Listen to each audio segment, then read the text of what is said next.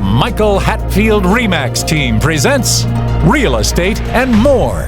Bay Area real estate is different than in all of America. And why? What's up with home buyers? What's on sellers' minds? How is the market? And much, much more. Now, here's your host, Michael Hatfield. Welcome to the Real Estate and More Show. I'm so glad you've tuned in to our show because today we are going to talk about some important items that a buyer's agent will do for his client. And to help me out today, he's been a frequent guest on the Real Estate and More Show. He's on here today kind of as a co-host, kind of a person to just really make me perform better than I do. His name is Jerry Stadtler. He's a broker owner, along with his amazing wife, of the Best of the Bay brokerage, RE/MAX Accord. And he's here as a knowledgeable person to help us with getting out some of these ideas that say what a buyer's agent does for their buyers. I personally know Jerry Stadtler as a person who does great things for people, and I appreciate him greatly. So welcome to the show, Jerry. Thanks so much, Michael. Glad to be back here again. Amazing show you have. Oh, we have a lot of fun. That's why I come back. I mean, there's so much information here on all sectors of this world. Thank you for doing it. It really is great. And I'm just proud and honored that you were bringing me in because you've had some incredible guests on this show. Oh, thank you. Well, you're always so nice to say such things. And most people in the world don't really take the time to be people anymore. And that's one of the things I enjoy about you. And, you know, that's how I feel about it. So tell us just a moment about yourself, Jerry, and why you like just to hang out in this real estate business. It's always changing. Oh, I love the business. I'm a people person. Let's start there. That's what I do. I would not be happy at all confined to a desk in a corner somewhere. That was never going to work for me. But I picked real estate with the help of my wife, Stephanie, because it's different. It's sales. It is sales, no question. But it's so different. I'm not selling shoes. I'm not selling anything that's tangible or that I made. I am working as a salesperson, finding things that people already made and putting people together. And it's a lot of people involved. It's very detailed. And that's what kind of rings my bell. I like to do that. I'd never be happy stuck behind a corner. Yeah. Yeah, it was behind a corner or a desk, either way, huh? Yeah, no way. I get enough desk work as I am right now. Yeah. But, I'm managing quite a few agents and operating several offices. For many years. For many years, yeah. But I enjoy it. That's what I do. Yeah, now RE/MAX Accord has been, again, nominated for the Best of the Bay, actually awarded the Best of the Bay brokerage, which is really good. That's RE/MAX Accord. Proud of that, very proud of that. Yeah, and we're proud to be part of the organization and hang out with you and your lovely wife and family. So, we spoke for a moment ago, just briefly, on the business is always changing. It's always different. Things are always moving and changing. Just recently, there was a lawsuit against the National Association of Realtors, which is like a trade organization that controls many of the multiple listing services that we have throughout the United States of America. Out of that came something like, many as 13 new documents that change the way we do business a little bit. We have to be very familiar with that, and we have to incorporate that into what we do as real estate agents for our clients, because you and I are on the same page when we say the most important thing that we have to do is take care of our clients. Absolutely. So we have all of these new documents that have come out just recently, and we have to keep our clients squared away with those. One of which is incredibly a 5-page buyer representation agreement. And we can go into that, but it's probably better that we sit down with a potential client and go through it item by item to where they understand what it really means. Would you not agree? Absolutely. It's a document, actually, and it's been somewhat modified. It's a document that's been around for quite a while. It's interesting in the fact that in California, it was not a document that was universally used. But if you move back to the East Coast or in the Midwestern states, they used it exclusively.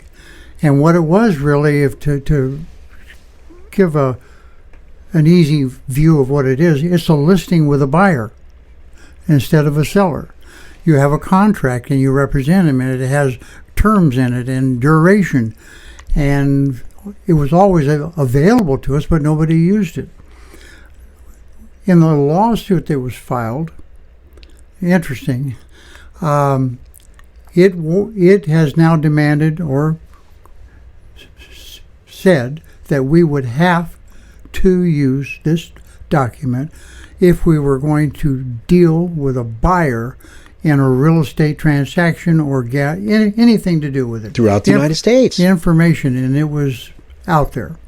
And the interesting thing is, and I don't have a problem doing that, you just have to put the buyer on the bottom line day one. And there's a commission agreement in there that's with the buyer.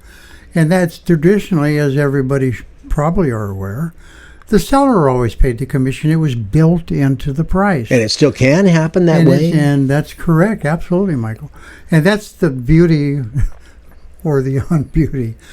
All this work they did and all these millions of dollars that floated around, and all they did was ended up doing more documents to accomplish something that we were already doing. Yeah, I totally agree. That's amazing, because that the seller's right to offer a commission or not was always there, but it was built into the price.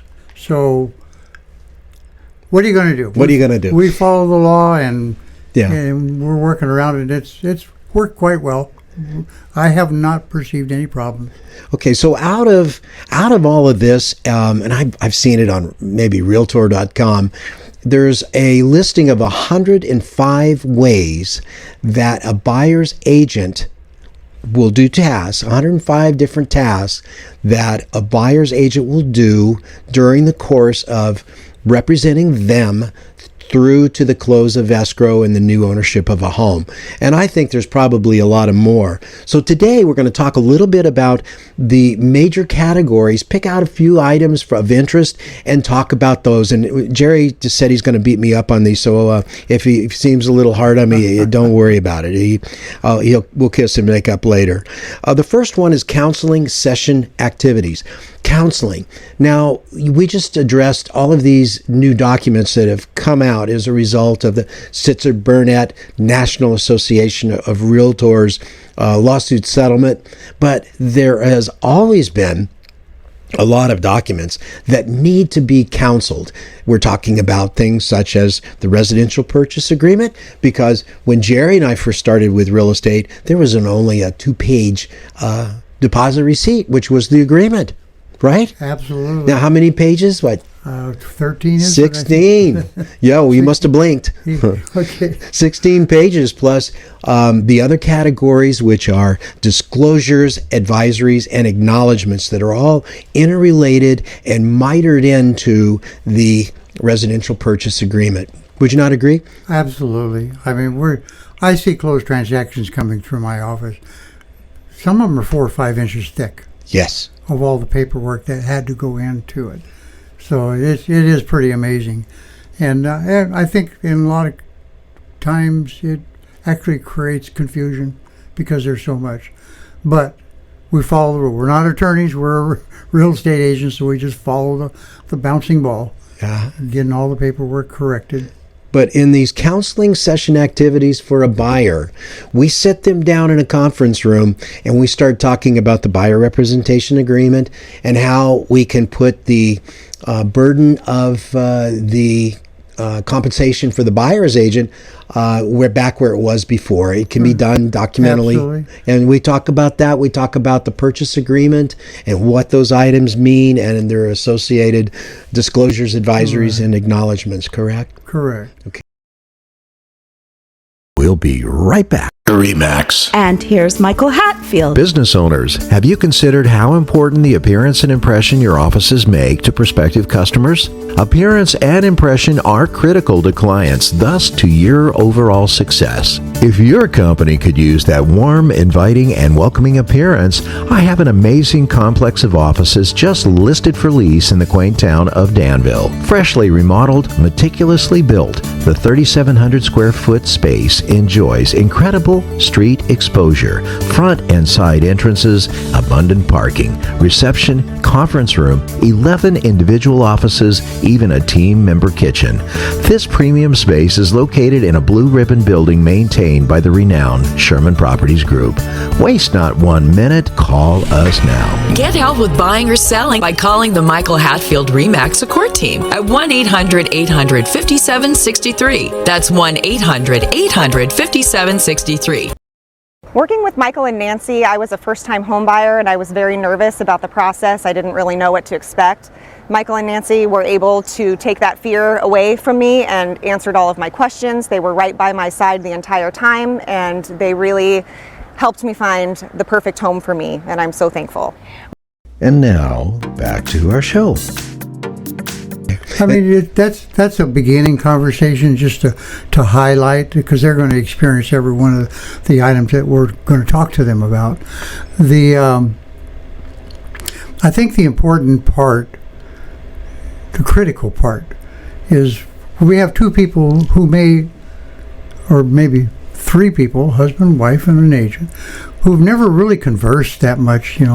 They were either selected in some shape or form, marketing, or just happened to be at the right place at the right time.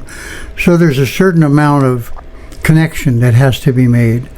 Everybody has that right to work with somebody that they trust, that's knowledgeable, that has their interest at the heart of whatever we're doing. And that's the conversation that really needs to be happening at the beginning. I've always said that if people know you and like you and trust you, they'll work with you. But if they don't, if something's missing, you better back up and start all over again. Yeah. Because you haven't accomplished what you really need to have there. So it's an important piece of it. We talked about counseling the session right at the beginning with the buyers. What's so much part of that is that you're building that relationship that you just referred to. You have to have that relationship with people. If you don't, then everything is it draws suspicion. And that you really don't want when you have a team member that is going to make this a great transaction for you, or one of the not so great transactions for you. And that's why in our case with Nancy and I, we've kept our little team very small, but we're efficient. We don't want to get so big that we become inefficient and do not take care of the client through counseling activities as well as building the relationship. And part of that relationship, a lot of people don't know it, is you start out right away preparing the client, the buyer client, for making an offer. And in order to do that, a few things are required. They got to know what that offer is. They got to understand it, what it means. They got to comply with all of the new forms that have come out, the updated residential purchase agreement as it happens, and have a relationship with you. And it takes a bit to do that. So there's a lot. You have to prep them for all this is coming at them, and if they do the job like I know you do, with my experience with you, if they do that, it makes the transaction so much easier. They know it's coming, and you've been explained to them, and now here it is. And so I've always thought that, and I always say this tongue-in-cheek, it's probably not a new phrase, but I love it. When you're talking with somebody, you're listening to somebody, you have two ears and one mouth. Use them accordingly. Yeah. You ask a lot of questions and keep asking questions of a client, of a buyer. That's it. If you have the information true and correct going out the door, top 10 amenities, everything they want to see in a house, where they live now, it's the communication is incredible. And I think both parties feel like they really hit a home run. It was funny, years and years ago when I had my supermarket business, I had a commercial banker, and he was always able to put humor on anything. And it was really lightened up a lot of, the pressures of owning a business, because owning a business is stressful. There's no other way around it. But he always said to me, he says, when we sit down for a little while, I just listen. And I said, why is that? He says, well, if I'm talking, I only know what I know. But if I'm listening, I know what I know, and I know what you know. What do you think? That's beautiful. Yeah, that's great. You would have loved this guy. I don't know where he is today, but just a neat guy. Educating the buyer is a really big portion of being a buyer's agent. You have to be able to educate the buyer, as you said, of what is going to be coming up, and when it comes up, they understand and they know exactly where it's going from there. Wouldn't you say? Absolutely. You need to have that conversation. I've always used this term, and I think it's a cool term, that if I'm working with a client who came to me as a buyer, and if I tell them, you have to act like a buyer. You have to. That's everything is choreographed, and you have your job to do. I have my job to do. So, if I have a house, we're desperate to find a house, and I find one, and you're too busy to look at it because of something, then I think, wait, stop. This might be it. We need to get out there. Yeah. And so, yes, I pushed it towards success. I don't want to not be able to find you a house. So I'm pulling out all stops as an agent. I'm doing everything I possibly can. So you have to react and act like a buyer. I have to act and react like a real estate agent. That's my job. That's what I do. So are you telling me that not all agents are the same? That goes without saying.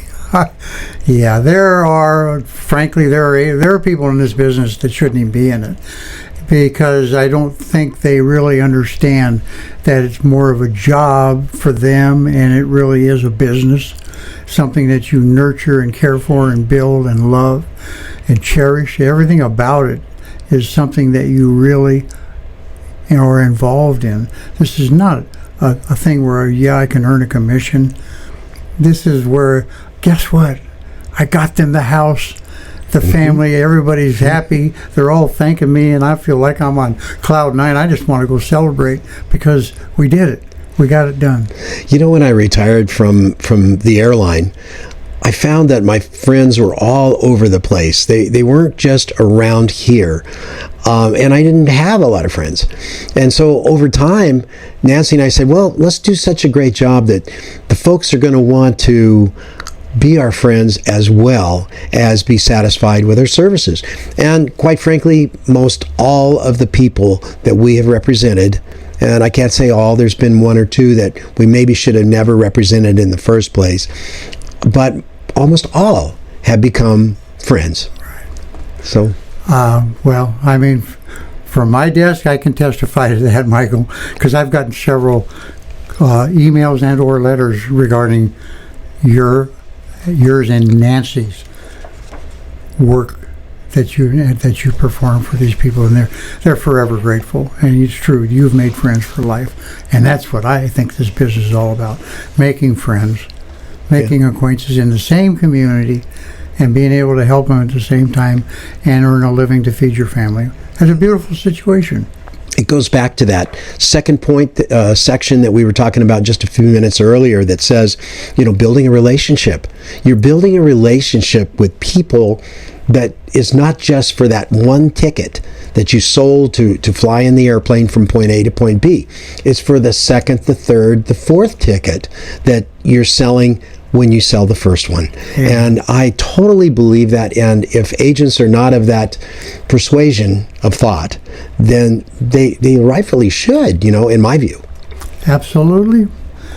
I've always said you're the greatest database that you could possibly create is a list of acquaintances or people you've done business with before. There was a gentleman who used to run an ad in the paper many, many years ago, and he ran two pictures, one of an older man and one of a very young man. He'd been in the business for 50 years. And he said, chances are you may have purchased a house from one of these guys. I thought that was the coolest ad because he had built a lifelong business. He was doing second, third, fourth generation people from the same families. Wow. I mean, that is the home run. That you have people trust you and love you so much, they'll come back to you because they know you know what you're doing and they need your expertise and they know they're going to get the best of the best. We're going to take a short break. We'll be right back. Michael, what traits should we look for in selecting an agent? Look for a deal maker with a positive attitude who will work tirelessly for you. An agent who is adept in multiple offer situations, drafting contracts, marketing and advertising a client's home, is familiar with multiple cultures, experienced in mortgage financing, inspections, and escrow, is a huge asset to his client. What can you do as a plus for clients? Your agent is your eyes and your ears, one who works behind the scenes on your behalf, a great attitude, working well with others, and keeping clients' priorities number one is a given for us. Call 925-322-7775 now to schedule an appointment or complimentary home analysis. For excellence in real estate, call the Michael Hatfield RE/MAX team at 925-322-7775 or go to michaelhatfieldhomes.com. Now, back to our show. Wow. We had this billionaire client. I mean, seriously, a billionaire client. And he had been with several other real estate people, and they showed him home after home after home. And so we studied up what he was actually saying, using your ears and listening, as well as talking all the time. And we heard what he was saying. We found him a home, sold him the very first home that we showed him. My goodness. And he was just shaking his head. He says, I don't get it. I feel so odd about it. I said, well, you don't want to offer on this one? No, I do. I showed a house to a doctor and his wife, brand new. She was pregnant quite a ways along, and walked into the house, desperate. Housing was hard to find. She didn't stay long. She walked out the door. And in the interim, another agent showed up at the house showing it too. And my client and her husband stayed, and I talked to him. I said, where'd your wife go? He goes, I guess she didn't like the house. And went outside, and she was standing in front of the garage. And I said, what's going on? And she says, all I want to do is write an offer on this house before somebody else does. Let's go. There's no reason to hang around. Let's go do it.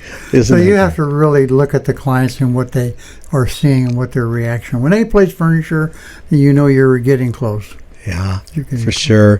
For my purposes, I have to say this is the area I believe that a buyer's agent, an experienced buyer's agent, will perform to the greatest degree for his or her client, and that is in negotiating the offers. So much of this is behind the scene. You hear about listing strategies all the time for home sellers, but in actuality, there is a strategy for negotiating offers and getting it for your client. In the Bay Area, we've had this seller's market for quite some time, ever since before COVID. And the seller's market has had offers as many as 30 some offers. My biggest one that we won was with 33 offers. And it was definitely not at list price. And so you have to sort all of that out and not leave your buyer's money on the table, nor put them in something that they really can't afford to do. So I really believe how a buyer's agent negotiates and how well he negotiates for them or whatever, the guy. Yeah. It's incredible. What say you? It is absolutely true. As a top agent, one thing for sure that he should have or will have, two things actually. Great negotiating skills. Understanding what he's got to negotiate with and who's he negotiating against. Got to know what the buttons are. That makes him a great negotiator when he has all that information from him, can work with another agent in crafting an offer. And the other one is the closing skills. Once you've got that all dialed in, go in for the close. Let's do it. Let's get the signatures. Let's do this.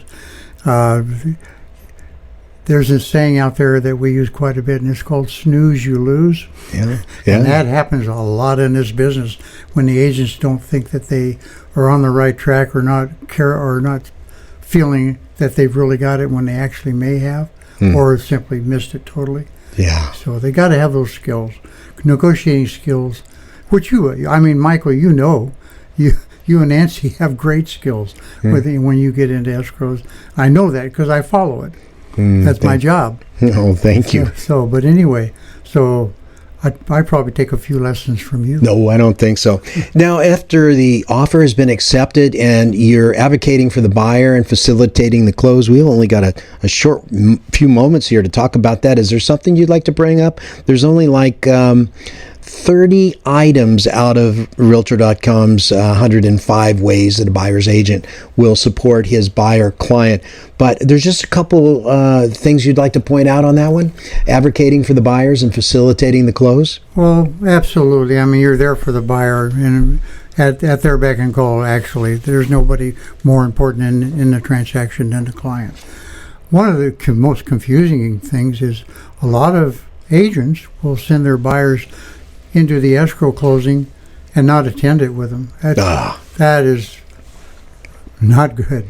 There is so much paperwork, and you can't leave a title officer or even a lender. A lender could attend too, by the way. There's nothing wrong with having both of you at the table to answer questions, because there's going to be some, particularly when the client is sitting there signing maybe 50 documents, and they're nervous or scared. Some of them might be their first time they've ever done something like this, and the next one would be the biggest or most expensive home they've ever purchased.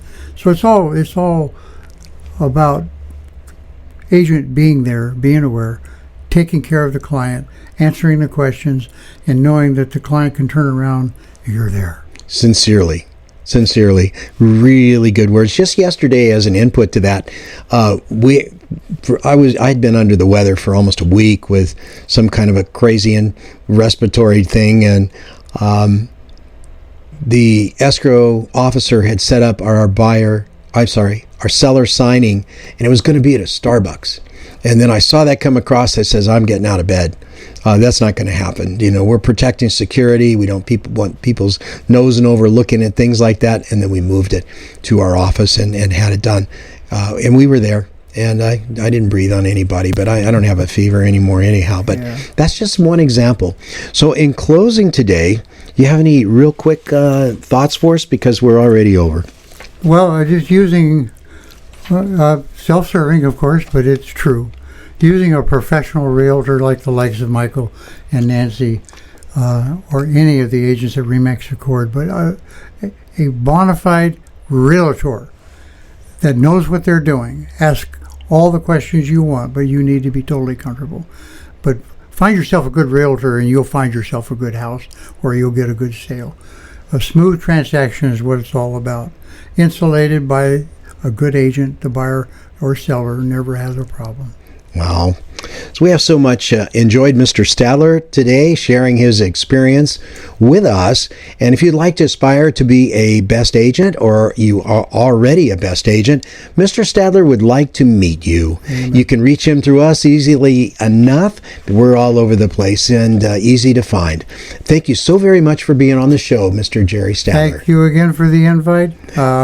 If I'd like to come back again someday when you have more. Absolutely. You have such fabulous guests. I know I'm in great company here, so thank you for that. Well, that's a wonderful thing to say, Jerry. Thank you again. You've been listening to the Real Estate and More Show. Please help our show by going to our YouTube channel at My Real Talk Show. That's at My Real Talk Show at YouTube.com. Touch that subscribe and that like button. We'll be back shortly with our next special guest. Please stay tuned.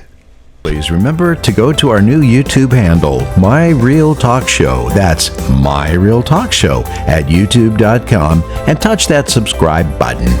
You can also find past aired shows at our handle, My Real Talk Show, on YouTube.com.